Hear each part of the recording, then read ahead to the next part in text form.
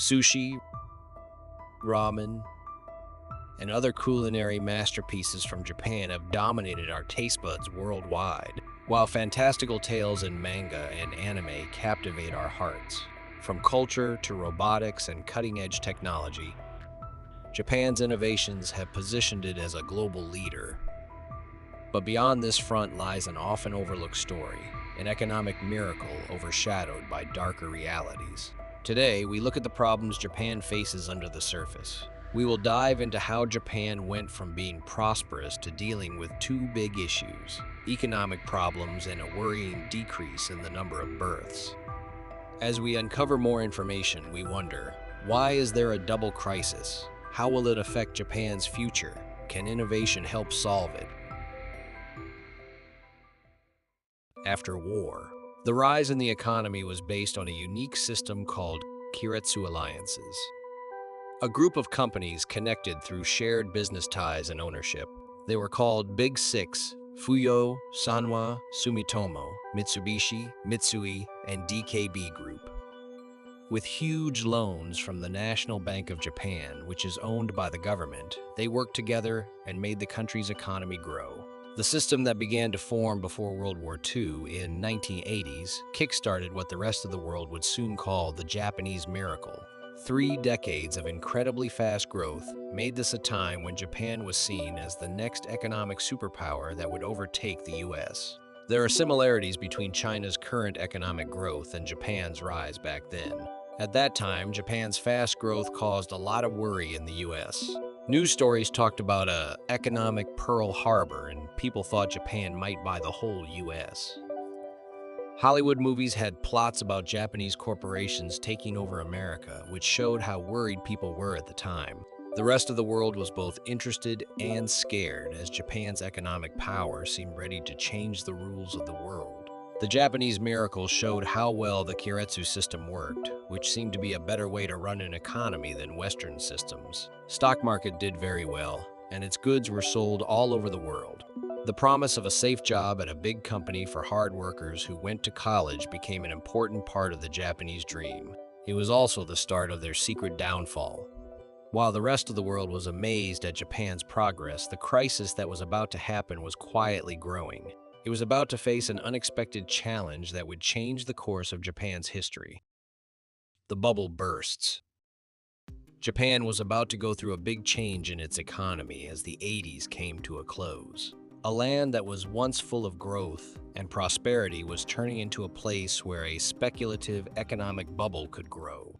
It was being fed by fast growth and risky lending practices. People used to think of the economic bubble as a sign of endless success, but now it had turned into a mania for speculation. Everyone, from investors to the National Bank of Japan, thought that things would only get better from here on out. The more money you put in, the more you would get back. The bubble then broke. The stock market crashed by an unbelievable 43% in 1991, which sent shockwaves through the whole Japanese economy. Following suit, property values fell due to the pressure of unsustainable growth. The pop of the bubble meant that regular people had a lot less extra money to spend, and investors were wary of putting money into Japanese companies. The aftermath of the burst showed a darker side of Japan. Business and government corruption was common and deeply rooted. Japan's once shining reputation was harmed by news stories about insider trading, stock manipulation, fraud, and bribery. The economic miracle looked more like a show, and it was clear that the system was broken. People quickly called what was once thought of as an economic tiger the sick man of Asia. A never-ending flow of cheap money kept zombie businesses going, hiding how healthy the economy really was. In the course of 10 years, Japan went from being an unstoppable force to a country dealing with the effects of too much growth. The economic bubble burst not only shook Japan's finances, but it also changed the way the country hires people and the job market. There was a huge change in the career path, which was shaped by the Shushoku Katsudo job hunting ritual and the promise to work for life. In Japan, embarking on a corporate career began with a distinctive job hunting custom embraced by college graduates. This ritual, an integral part of Shushinkoyo or lifetime employment, involved immersive group interviews and seminars, ultimately securing coveted positions at prominent companies. However, the burst of the economic bubble in the 1990s shattered the established norms. Amidst economic uncertainty, companies ceased hiring, inadvertently giving rise to the lost generation, forever marked by missed opportunities. For graduates of that era, the assurance of a stable business career evaporated. The landscape transformed dramatically, making it exceedingly challenging to secure employment and severely limiting opportunities for an entire generation. During this time, which was appropriately named the Employment Ice Age, the lost generation had to fight hard to keep their jobs. Some people were lucky enough to get temporary, part-time, low-paying jobs, but for many others, the grim reality was that they were out of work. It was not just a problem for those who graduated in the 1990s, but also for those who came after. Almost 17 million people, making up about 15% of the population, were on the edge of the job market. These were individuals in their 30s and 40s, a group crucial for keeping the economy strong, typically instrumental in driving economic activity through home purchases, mortgages, and overall economic participation. The lost generation, grappling with financial hardships and often dependent on parental support, failed to make these vital contributions, setting the stage for an impending crisis. The once marginal issue of hikikomori swiftly evolved into a major societal challenge. Originating from the ranks of the original lost generation, these individuals chose withdrawal from society. As their numbers swelled with more young people confronting harsh realities, the hikikomori, now nearing 1 million in Japan, emerged as emblematic of a fractured system, a reflection of the intense social pressures and unrelenting expectations that marginalized individuals to the edges of existence. The Japanese government promised to help the lost generation and hikikomori deal with the problems they were having because they knew a crisis was coming, but the path to recovery was long and hard. The economy stayed bad, and a very rigid work culture made things worse.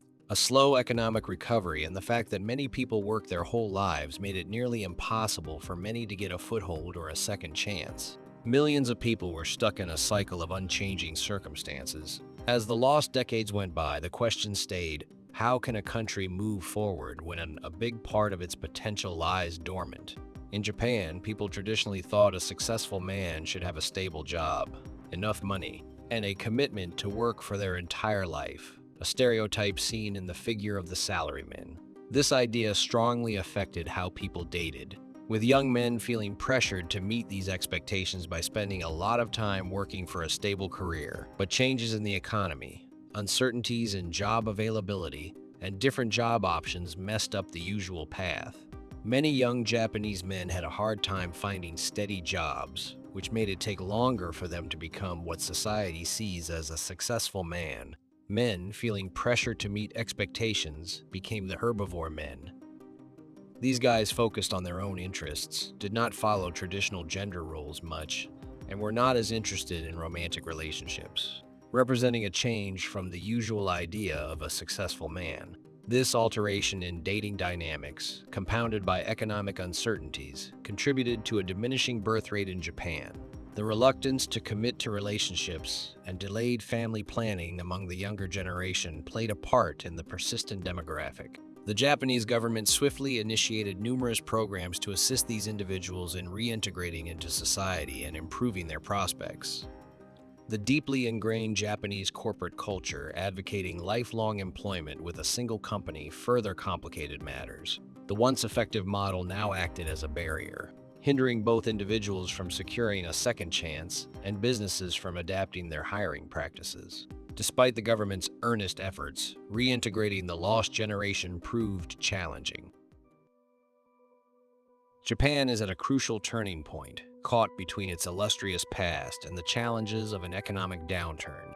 The journey toward a brighter future seems lengthy and difficult, with the lost generation stuck between societal expectations and the pressing need for change. The crisis goes beyond personal stories, challenging Japan as it deals with an aging population. The workforce, once full of young, energetic workers, now has gaps from missed opportunities and more temporary, low-paying jobs. The long-term effects make it tricky to balance tradition and progress. Amid these challenges, questions about Japan's future arise. How will the country handle the 21st century, dealing with changes in population, economic uncertainties, and the results of a big economic shift? The journey goes on, and Japan's future unfolds in the shadows of its complicated past.